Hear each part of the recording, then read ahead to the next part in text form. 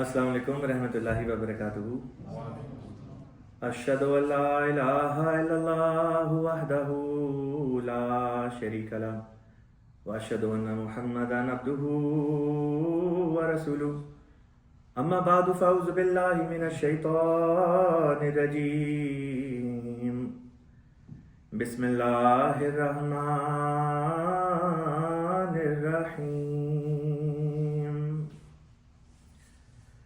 By the grace and mercy of Allah Ta'ala, we have been looking at the life of the promised Messiah, Syedna Imam al-Mahdi, Hadhrat Masih-e-Maud, Mirza Ghulam Ahmad Qadiani alayhi salatu wasalam. And we have already looked at various prophecies related to his advent, then his birth, then the ancestral migration from Faras, Khurasan, all of that, which was part of ahadith and ancient prophecies. We studied that, the establishment of Qadian, and how eventually this Khandan, this family, lost 85 villages which belonged to them, first under the Sikh rule and then eventually under the British rule. And promised Messiah is then born in 1835, and then his childhood, his early life, his teenage years, we've studied all of that. And then yesterday, in yesterday's lecture, I had presented a good chunk of his life that has to do with after he got married, and then eventually he was involved by his father to take part in different court cases that this family was fighting in order to win back their properties. And 17 years of the life of the promised Messiah was spent in this. And he wasn't happy about it, but he spent his time in obedience to his father. And we looked at how at one point his father told him that he has found him a job in Sialkot and he wants him to go there. And eventually promised Messiah had to go there to Sialkot and then stay there for 4 years. So that is where we had ended, and I intend to continue from where we had left off yesterday. Some of the things which I wanted to cover in yesterday's lecture, but due to time constraint I wasn't able to, I'll also present them in today's lecture as well. Around the time when the promised Messiah was very, very young, the revelation and the connection with Allah Ta'ala already began with him at a much earlier age. The first documented ru'ya that I was able to find had to do with his early teenage years, when he was still a student and most likely not even married yet. So he got married at the age of 15. So it had to be something before that. So he sees a dream, and in that dream he sees Holy Prophet Sallallahu Alaihi Wasallam. He sees Holy Prophet Sallallahu Alaihi Wasallam in a house. So he enters the house in this dream and he sees Holy Prophet Sallallahu Alaihi Wasallam sitting on a chair.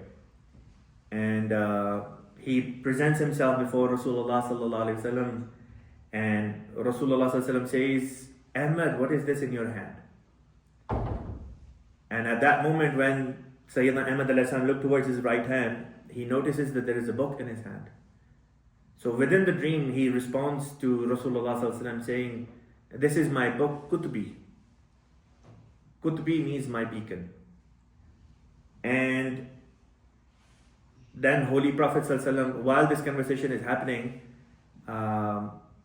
Holy Prophet Sallallahu Alaihi Wasallam, points towards him, and in that moment he notices that the book has now become a fruit, similar to a watermelon. And the Holy Prophet Sallallahu Alaihi Wasallam then tells him to cut it in slices. So when he starts slicing this fruit, honey starts pouring down, and it comes all the way down to his elbows. And he presents it to Rasulullah Sallallahu Alaihi Wasallam, and at that moment he notices, promised Messiah notices, that there is a half-dead person, almost half-dead person behind him. And then he presents at the behest of Rasulullah Sallallahu Alaihi Wasallam, at the command of Rasulullah Sallallahu Alaihi Wasallam, he presents it to this person, one slice of this fruit. And the moment this person eats of that fruit, full life enters this person's body and his life is rejuvenated. And within the dream, he is informed that this half-dead person was Islam. This half-dead person was Islam, the condition of Muslims. So this was a dream that he had seen at a much younger age. Then he saw another dream in which he noticed that he enters a house and there are many servants in that house which belong to the promised Messiah. Remember, he is still a teenager when he's seeing this dream. And he sees this and then he addresses those servants and he says, "Make my bed and prepare my house, for my time has come." He woke up from that dream scared, thinking that he will die soon.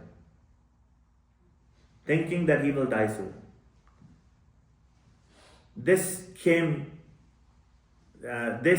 affected him, and this comes into play a little later on into our conversation. In 1861, just a few years before promised Messiah had to move to Sialkot for 4 years, he sees a dream, and in this dream he sees the shaitan. He sees shaitan standing before him in a dark figure. And shaitan looked towards the promised Messiah and promised Messiah slaps him on the face and says, "Go away, shaitan, you have no part in me." In that moment, shaitan looked towards another person, grabs hold of him and walks away with that person, other person. Promised Messiah says, "In my dream, I knew who that person was."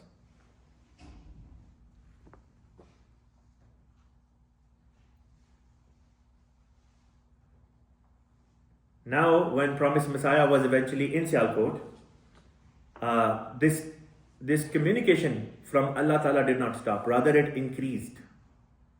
The more the promised Messiah ﷺ engulfed himself, made himself busy with the remembrance of Allah, with the worship of Allah, and studying the Holy Quran and Hadith and literature, and started defending the religion, the more his connection with Allah Ta'ala became stronger by the day. And the more his connection with Allah Ta'ala became stronger, the more Allah Ta'ala started talking to him in different shapes and forms. Sometimes through ru'ya, which is a dream, sometimes through kashaf, which a person sees while they're awake, a vision, and sometimes through direct revelation, ilham, wahi. And remember, promised Messiah is still very young, late 20s, early 30s. The amount of studying that he was doing caused his hair to turn white. So his hair turned white by the time he reached the age of 30. It was not because of any genetic, something genetic related, but purely because of the amount of studying that he was doing. One can only envision and imagine, try to imagine how intensive it must be. Hours on. During the day he is studying, and at night he is busy worshipping Allah Ta'ala. And then whatever time he gets, he does his day job, and then he's also debating people, defending Islam.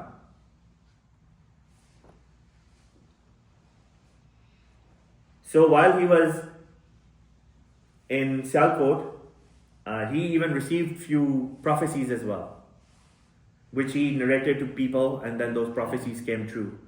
And because of this, the local people in Sialkot, remember, promised Messiah ﷺ had not made any claim yet. There was no claim whatsoever. People were witnessing his day-to-day activities, and people were falling in love with this man, ﷺ. They were looking how he was a man of upright character.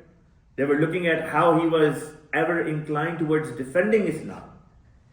Even at the drop of someone just saying remotely negative against the blessed character of Rasulullah sallallahu alaihi wasallam, promised Messiah ﷺ would immediately respond.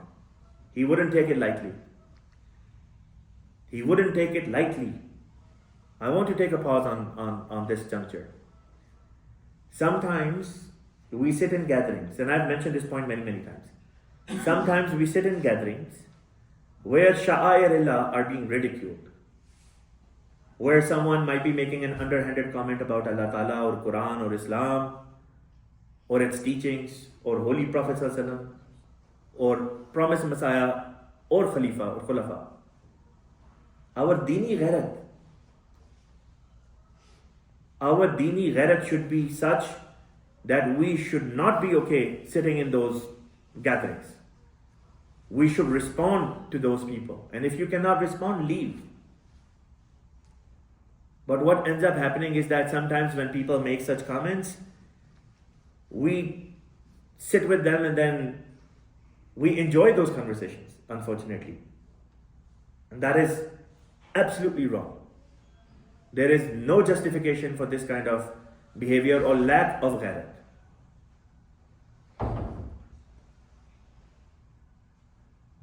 So remember the fear that Promised Messiah ﷺ had when he had seen that dream that he interpreted from the words that my time has come.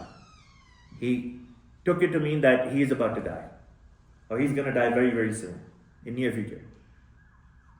So this thought was always lingering in his mind when he was in Sialkot, and then one day he receives revelation from Allah. And it's the same revelation which I have mentioned in lecture number 3, where I spoke about the life of the Promised Messiah Islam, the age of the Promised Messiah Islam. The prophecy, Samanina Hawlana Qariba min Zalik, that Promised Messiah would live up to 80 years of age, 4 or 5 less, 4 or 5 more. So he receives this revelation when he is very young. He is in his early 30s now. And Allah Ta'ala gives him this assurance. And Allah Ta'ala not only tells him this, but Allah Ta'ala says, Tara naslan ba'ida. Not only you will live up to a very long life, but you will see your distant progeny. You will see children which will be born much later on as well. So Allah Ta'ala blessed him with children, many children, in his later part of the life. And not just that, but he even saw one grandson that was born within his lifetime as well, who later on died. He was the eldest son of Hazrat Khalifa Sani, radiyallahu ta'ala anhu, the eldest brother of Hazrat Khalifa Masih Salas, rahmatullahi alayhi. So Khalifa Masih Salas, rahmatullahi alayhi, Hazrat Hafiz Mirza Nasir Ahmad Sahab, rahimahullah, was born in 1909.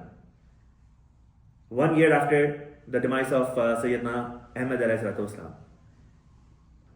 This grandson, if I'm not mistaken, his name was Mirza Nasir Ahmad. He was born, if I'm not mistaken about his name, I think his name was Mirza Nasir Ahmad. He was born within the lifetime of the Promised Messiah, around 1906, 1907, thereabout. But the child died in his infancy. But Promised Messiah saw at least one grandson within his life. When he was young, in his teenage years, and then early 30s, Allah is telling him, you will live up to a long life, and you will see your distant progeny, and look how that prophecy is fulfilled. So while Hazrat Masih-e-Maud was in Sialkot, some interesting things also took place. There was a man by the name of Billah Singh. Now this is a very interesting incident. It has to do with the ghairat that I spoke of. You know, that you have that feeling to defend the honor of Allah, His Messenger, His Deen, to stand up for these.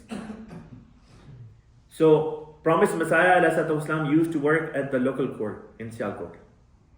One day when the work was done and all these individuals were walking back from the court, somebody started talking amongst the group that, Billah Singh is the fastest runner in this entire area, and he's a Sikh, and nobody can touch this guy. Nobody can beat him. And Promised Messiah ﷺ was walking in that group.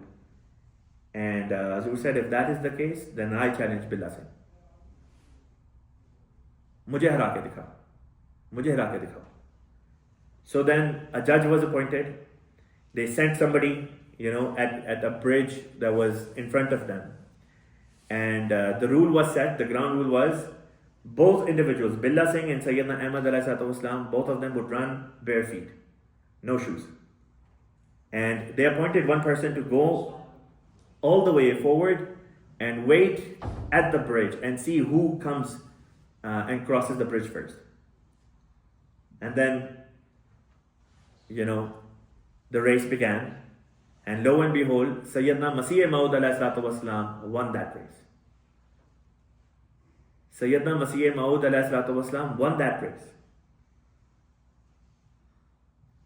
That race had to do with the fact that a Sikh man was known to defeat everyone else in that area. No Muslim could take up this man's challenge. Along comes Masih-e-Maud. So Masih-e-Maud was not just the defender of Islam through his writings, through his prayers and spiritual magnetism that Allah Ta'ala had given him, but rather he was also physically involved to show the superiority of Islam over every religion for that matter.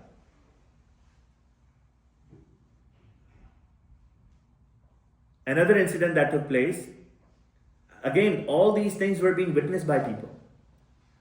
And the more these incidents would happen, the more they would grow in their respect and love for the promised Messiah, alayhi salatu wasalam. So it is recorded that one night, promised Messiah, alayhi salatu wasalam, was sleeping on a room which is on the rooftop. उसको चुबारा कहते हैं. चुबारे पे मसीह-ए-मौद अलैहिस्सलाम किसी मकान की छत पे जो कमरा होता है चुबारा, उसमें सो रहे थे और 15-16 और लोग भी उस कमरे में सो रहे थे. और अचानक सारे लोग सोए हुए हैं, मसीह-ए-मौद अलैहिस्सलाम भी सोए हुए हैं, और अचानक शहतीर में जो बीम होती है उसमें से टिक टिक की 2-3 आवाजें आई. मसीह-ए-मौद अलैहिस्सलाम की आंख खुल गई. आपने लोगों को उठाया, आपने कहा छत गिरने वाली है, निकलो यहां से. लोगों ने कहा नहीं आपको गलतफहमी हुई है, कोई चूहा होगा, सो जाएं. सारे दोबारा सो गए. थोड़ी देर बाद दोबारा आवाज आई. जब दोबारा ऐसा हुआ तो मसीह-ए-मौद अलैहिस्सलाम ने पुरजोर तरीक पर उनको तहरीक की कि निकलो यहां से फौरन. और तौवन व करहन वो लोग उस कमरे से बाहर निकले हैं, सीढ़ियां उतरे हैं, और आप तब तक उस कमरे से बाहर नहीं निकले जब तक सारे लोग बाहर नहीं निकले. जब सारे लोग बाहर निकले हैं, मसीह-ए-मौद अलैहिस्सलाम ने उस कमरे से बाहर अभी कदम रखा है, दूसरी सीढ़ी पे आपका पांव था कि ऊपर से छत जमीन पे आके गिर गई. ऊपर से छत कमरे की नीचे आके जमीन पे गिरी है और जमीन तोड़ के और नीचे चलेगी मकान तक.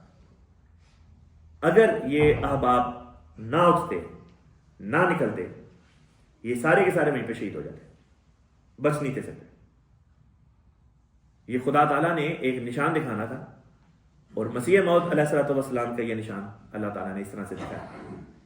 याद रखें, कोई दावा नहीं था. जिस जमाने के ये वाक़यात है, कोई दावा नहीं था, लेकिन ये वाक़यात देखकर लोगों के दिल में मसीह-ए-मौद अलैहिस्सलाम की एक धाक बैठ गई, एक रोब बैठ गया, एक ये बात बैठ गई कि ये खुदा रसीदा बंदा है, ये खुदा का बंदा, ये आम बंदा नहीं है. Promised Messiah अलैहिस्सलाम was one night sleeping in a room which was on the rooftop, and 15-16 other individuals were also sleeping in that room. And in the middle of the night, in the dark of the night, promised Messiah heard tick tick sound coming from the central beam of the roof. So he woke up and he woke everyone up and he said, the roof is about to fall. Let's get out from here. They all said, it might be a mouse, you might be mistaken, just go back to sleep. And they all went back to sleep. And few minutes later, promised Messiah again noticed this sound. The interesting thing is, nobody else heard it, but promised Messiah heard it. So, at this time, promised Messiah woke everybody up forcefully. And he said, exit. Leave this room now. He made sure everyone left, and he left at the very, very end. He didn't leave first. He left at the very end. He wanted to make sure everyone has left. When everyone had left, promised Messiah exited the room. His step was on the second step. His foot was on the second step. And as soon as he was out of the room, the roof came down. The room came crashing down. Had everyone been in that room, they would not have escaped it. Every single one of them would have died. It reminded me of an incident which is mentioned in the Holy Quran. Hazrat Lut alayhi salatu wasalam, in his story, Allah Ta'ala mentions that Allah Ta'ala sent his messengers to Lut alayhi salam, who informed him that the next morning, before the sun breaks, before the sun rises, before the dawn breaks, your nation is going to be destroyed. Leave while it's still dark. And while they were exiting quietly, Lut alayhi salam, couple of his daughters, some of his followers, this number was less than 10. When these individuals were leaving the town, the messengers they came with this message from Allah Ta'ala, they told Lut alayhi salam, you be at the very, very back. Nobody turns around to look what happens over there.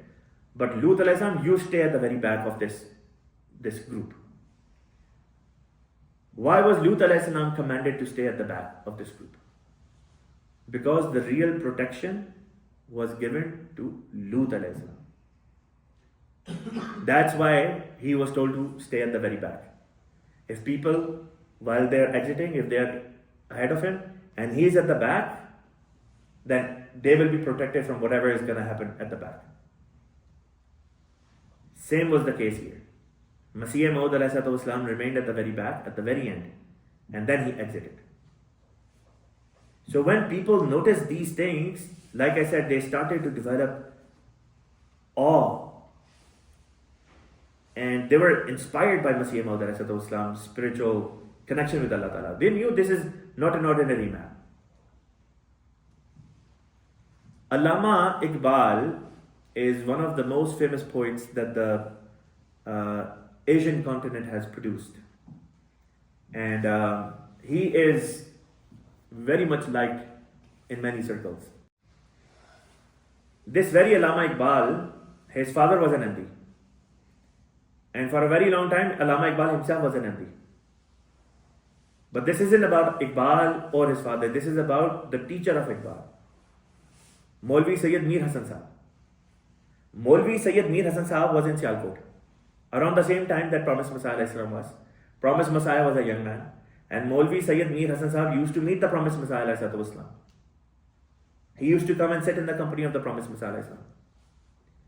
And he had witnessed these things. And he had grown very fond of the Promised Messiah. He did not become an MD. He was actually against Hazrat Masih-e-Maud's claims. He didn't become an MD. But he himself went on the record, put it in writing, his testimony about the character of the Promised Messiah. He says, हमने उस शख्स की कदर नहीं की. We did not do justice to this man. वो आम इंसान नहीं थे. उन जैसे इंसान खुदा ताला की तरफ से बहुत शाज़ और नादिर के तौर पे आते हैं. Men like him do not come every day from God Almighty. And regarding Masih-e-Maud alayhi salam's karamat, his spiritual prowess, he was aware, Maulvi Sayyid Mir Hasan Sahab. He said, उस बारे में क्या कहना?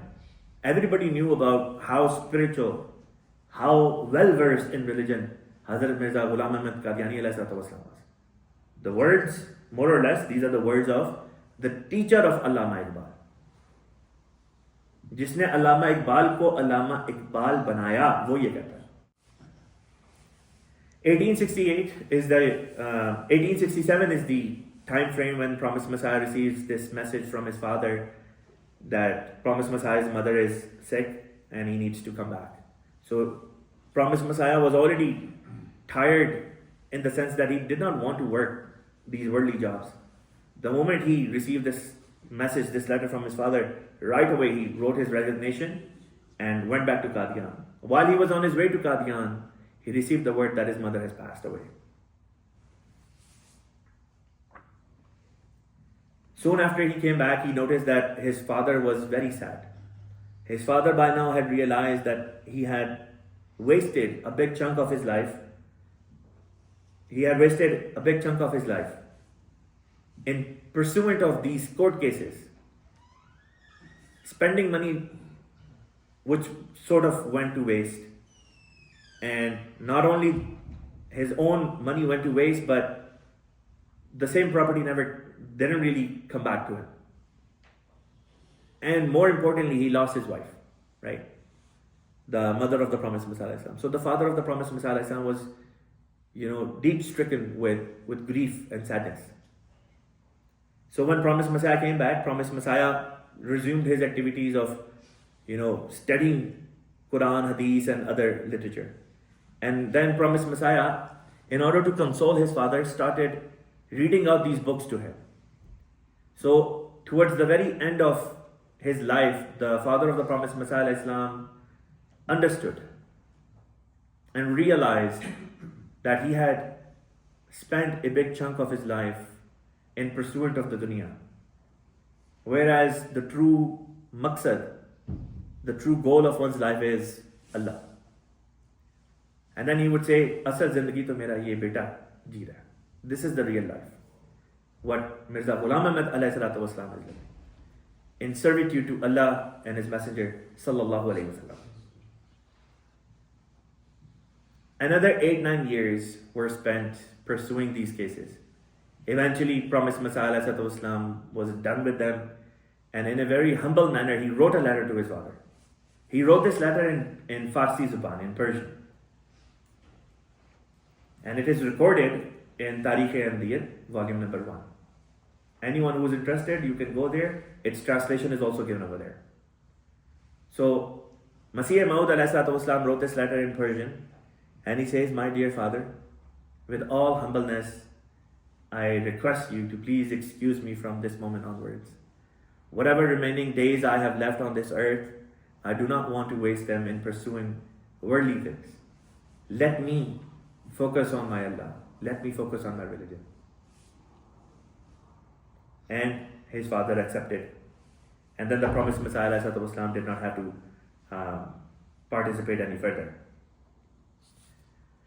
When he had come back to Qadian, before this happened, when he came back to Qadian, there was a couple times it happened that Allah Ta'ala revealed to the Promised Messiah ﷺ what is going to happen in these court cases ahead of time.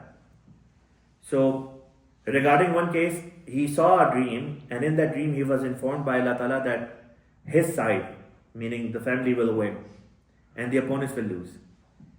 So Promised Messiah ﷺ told an Arya in Qadian, the word got out.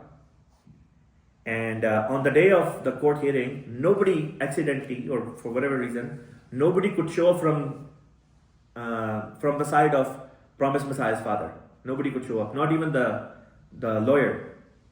So nobody showed up. The other side showed up with their lawyer, the defendant, along with their witnesses. They all showed up. And they're like, this is a slam dunk case, easy case for them to win. By evening time, the word got out that Promised Messiah ﷺ's family has lost the case. The Arya came and he's like, you were wrong. And Promised Messiah ﷺ became worried that Allah has informed me, how is it possible? So he prayed to Allah Ta'ala, and right there and then Allah Ta'ala revealed to him through revelation. Allah Ta'ala said, degree ho gayi hai, Musalman hai, which meant you won the case. Are you a believer? You won the case. This was so powerful that Promised Messiah ﷺ came outside and he said, my God has just informed me that no matter what you say, we have won the case. And then few hours later, the word came back that actually the judge revised his decision and the verdict was given in the favor of the family of Hazrat Masih-e-Maud. People like Gandhi Sahab and other scholars, they say Allah Ta'ala does not speak anymore. If Allah Ta'ala does not speak anymore, what is this? People like Gandhi Sahab, they say that, well, even false people, liars, can make prophecies. Allah Ta'ala in the Holy Quran says that ilmul ghaib, knowledge of that which is yet to happen, only Allah Ta'ala gives it to His messengers. Or to the followers of such messengers, such followers who have reached perfection in servitude to such messengers of Allah.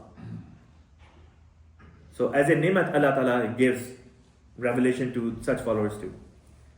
And people like Gandhi Sahab want us to believe that even false people can make prophecies and they can come true. How can anyone reject something like this and say this is not from God? Think about it, right? Alhamdulillah, summa alhamdulillah for Ahmadiyya, that we are not sitting in the darkness the way those guys are. Another interesting case happened. This time there was a Hindu Arya, Lala Sharampat. And this man was against Islam. He was a resident of Qadian and he had witnessed many signs in favor of Islam at the hands of promised Messiah in Qadian. So one day he was talking to promised Messiah Islam and he said, if God speaks, now is the time for any religion to come forward and inform us of what will be the outcome of the court case against my brother. So Lala Sharampat Rai's brother was arrested for a crime, him along with another culprit, and both of them were facing this trial. And promised Messiah ﷺ defended Islam because this man started bad-mouthing Islam while making such statements. So he said, if that is the case, why don't you show us a sign? Why does your God not tell us about this? So promised Messiah ﷺ said, revelation and the knowledge of the unseen, Allah Ta'ala gives it to His messengers. But Allah Ta'ala has the power to also give it to such followers of His messenger who have reached a certain level of spiritual perfection. And this man kept bugging promised Messiah. He said, Nishan dikhao, Nishan dikhao. So promised Messiah ﷺ, in that moment Allah Ta'ala gave him that it's a special type of feeling, I guess. Allah Ta'ala gave him that feeling. And right away promised Messiah raised his hand and he started praying to Allah Ta'ala. And he said, Allah Ta'ala, ye banda tere deen ke khilaf baat kar raha hai. This man is speaking against your religion. I beseech you, I beg of you, that now is the time to show us a sign. Please show us a sign. So in that moment Allah Ta'ala revealed later on in on that evening, the same night, promised Messiah sees a dream. Through that dream Allah Ta'ala tells him, promised Messiah ﷺ received this dream in which Allah Ta'ala shows him that the case is eventually, after being lost, it's going to be appealed in the Supreme Court. When it's going to go to the Supreme Court is going to send it back to a lesser court. And when it will come to the lesser court, the brother of Sharampat Rai, his name was Bashimbar Das. Bashimbar Das will have his sentence cut by half. But the other person would have to complete his full term behind incarceration. It's very specific that this party is going to lose the case in the lesser court, they're going to appeal in the superior court, and the Supreme Court is going to send it back to a lesser court, where the lesser court will say that Bishimbar Das's sentence is cut down by half, but the other guy will have to serve his full sentence. It's very specific details. So promised Messiah mentioned this and he informed everyone in Qadian. He mentioned it to people and then the word spread like wildfire. The word spread like wildfire and then the day comes, the case is lost, the case goes to Supreme Court, but the people like Sharampat Rai and whatnot, they spread the word, the case has been dismissed altogether. Bashimbar Das and the other guy gets to walk away scot-free. Promised Messiah ﷺ receives the word. Then he says, not possible. My Allah has told me this. And then sometime later, I think within a few days or so, they received the word that was just a rumor. That was just a rumor. The case went to the superior court. It sent it back to the lesser court. And the lesser court has decreased Bashimbar Das's sentence by half. The other guy has to complete his sentence. Exactly what was revealed to Syedna Masih-e-Maud alayhi salatu wasalam. Anyone who claims that any person can make a prophecy like this, लेकर आए. किसी माँ ने वो बच्चा नहीं जाना जो खुदा की जात के ऊपर ऐसा दावा करे कि मुझे खुदा ने ये बताया और खुदा ने ना बताया और उसके मुताबिक वो बात हो जाए. ये खुदा ताला की शान के खिलाफ है कि एक इंसान खुदा की जात पे झूठ बोले और वो बात पूरी हो जाए. हो ही नहीं सकता. और ये नाम नेहाद उलमाए दीन ये कहते हैं कि जी हो सकता है. यहां तक कहते हैं कि हिंदू पंडित जोगी मौजे भी दिखा सकते हैं. अगर ये हकीकी मौजे दिखा सकते हैं तो फिर इनके मौजों में और मोहम्मद रसूलुल्लाह सल्लल्लाहु अलैहि वसल्लम के दिखाए हुए मौजों में क्या फर्क रह गया? इन्ना लिल्लाहि व इन्ना इलैहि राजिऊन. कहां चली जाती है ऐसे लोगों की दीनी गैरत? एक अहमदियत की मुखालफत में इतना गिरते हैं कि इस्लाम की तालीमात को मजाक बना के रख देते हैं. अहमदियत की मुखालफत में वो निशान जो खुदा ताला ने मोहम्मद मुस्तफ़ा सल्लल्लाहु अलैहि वसल्लम को दिखाए, वो निशान जो खुदा ताला ने मोहम्मद मुस्तफ़ा सल्लल्लाहु अलैहि वसल्लम को दिखाए, क्या कोई झूठा दिखा सकता है वो निशान? ये कहते हैं कि जी हिंदू जोगी भी बड़े बड़े मौजे दिखा सकते हैं. क्या बात कर रही है? What are these guys? In what world are these so-called scholars living in? They are claiming that even a false person can show miracles. If a false person can show miracles, then what's the difference between the miracles shown by a false person and the miracles that were shown at the hands of Rasulullah sallallahu alaihi wasallam? It is impossible. Yet this is what these scholars want us to believe.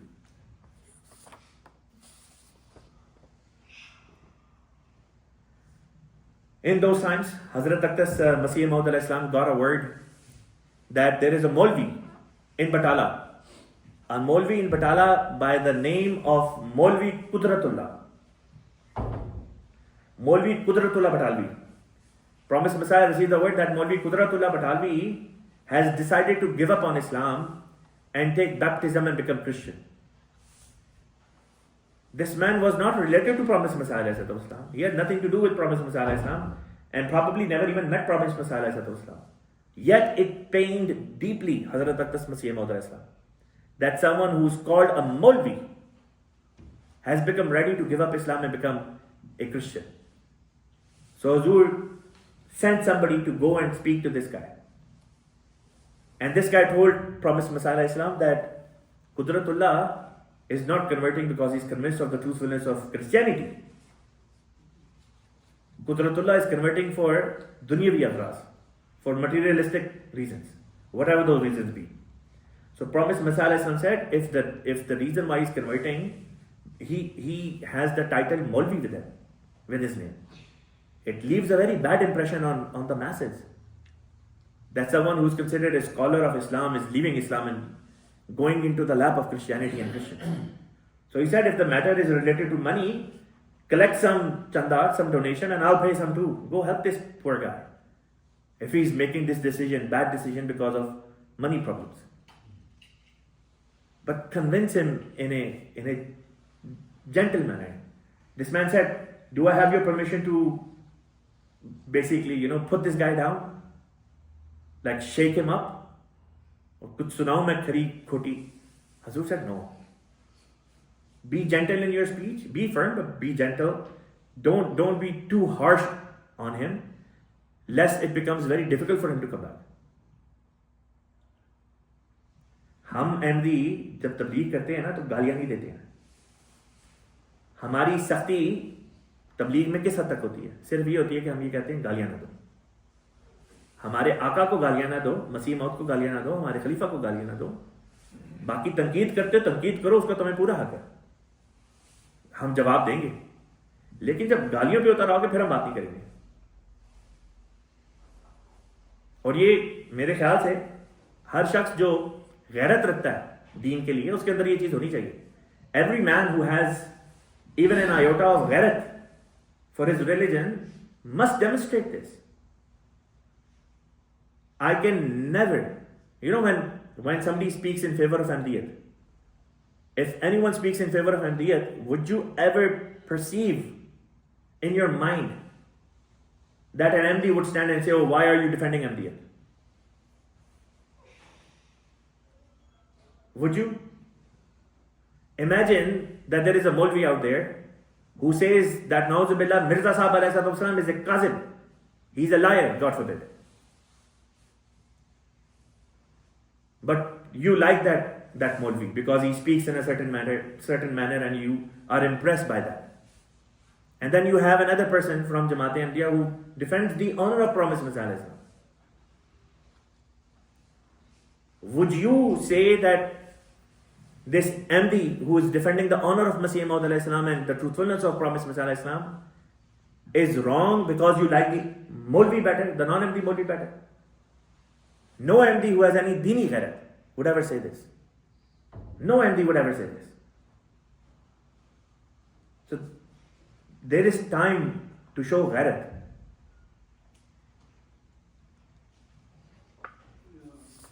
When Promised Messiah had come back to Qadian, at his behest, his eldest son, Mirza Sultan Ahmad Sahib, started writing in defense of Islam as well. He started writing essays and articles and even debated a few Christians.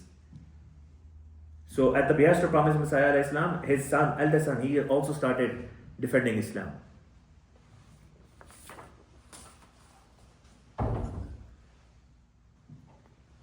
At one point, the father of the Promised Messiah Islam, looking at all these things, he said, the amount of energy and the efforts that I have invested in these court cases, had I invested this much energy and effort in getting closer to Allah Ta'ala, I would have become the Qutub-e-Waqt.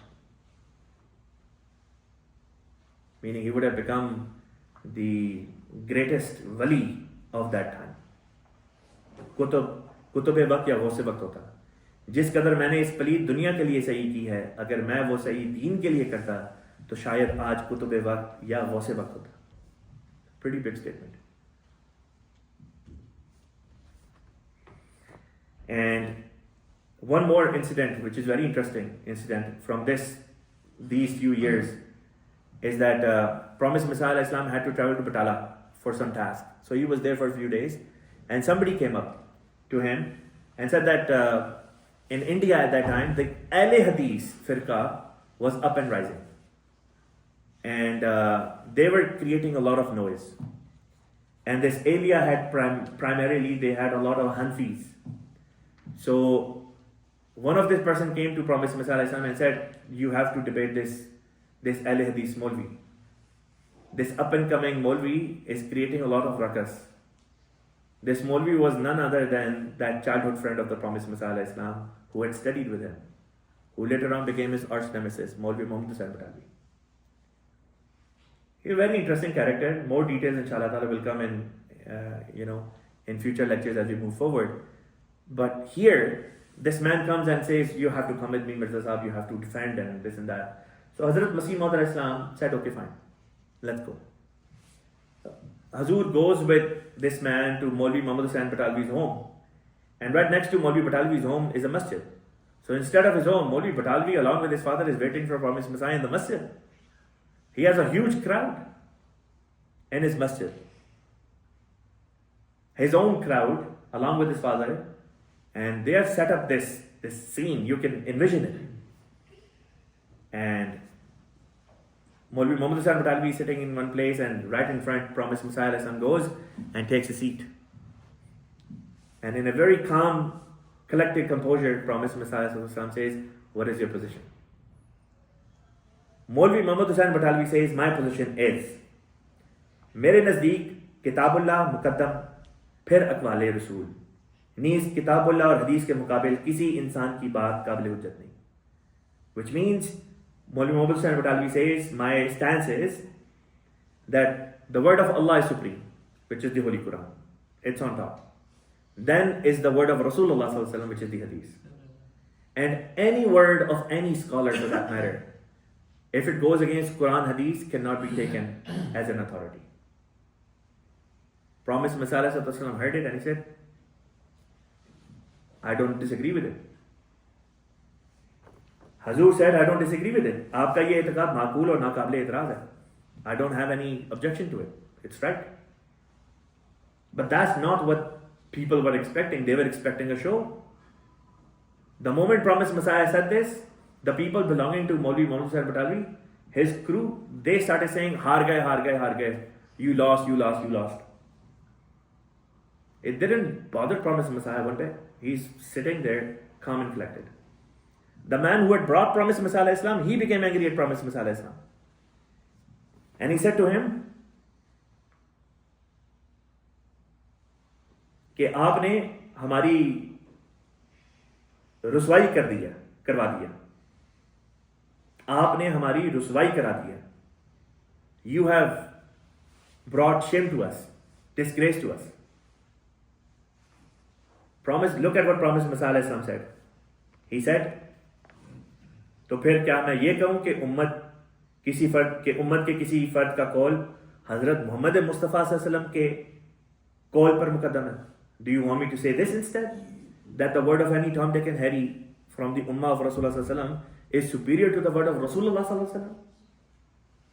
Promised Messiah did not care one bit what the majority was thinking. He stood by what is right. He didn't fear the masses. He didn't fear any backlash. He stood his ground. That night he came back and Allah Ta'ala revealed to him. Allah Ta'ala sent him this revelation.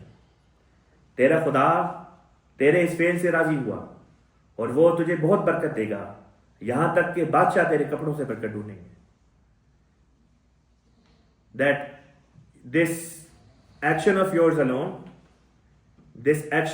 alone, which you performed only for the sake of Allah Ta'ala, was so well pleased in the eyes of Allah that He is going to bless you to such an extent that kings shall seek blessing from your garments. बादशाह तेरे कपड़ों से बरकत ढूंढेंगे. और उसके बाद फरमाया कि कश्फी रंग में मसीह-ए-मौद अलैहिस्सलाम को वो बादशाह दिखाई भी दिए गए जो घोड़ों पर सवार थे और 6-7 से कम ना थे. Afterwards, Promised Messiah in a vision was shown these kings, 6-7 of these kings, riding horses. Look at how Allah Ta'ala was preparing him. If it be any worldly person, worldly people care about winning the debate. They don't care what they're doing.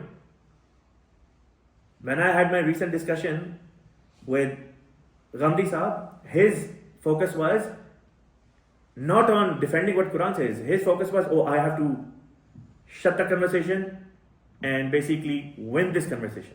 It wasn't about letting the truth come out. Masih-e-Maud, in contrast, look at his way. When he realized that the other guy is stating the truth, he said, I'm okay with that. ये होती है अखलाकी जुर्रत. ये होती है अखलाकी जुर्रत. By this time, the year 1871 has come to an end, and inshallah ta'ala, I'll pick up from here tomorrow and mention the next few years from the life of Hazrat Masih-e-Maud alayhi salatu wasalam. Wa akhiru da'wana alhamdulillahi rabbil alamin. Muhammadur Rasulullah.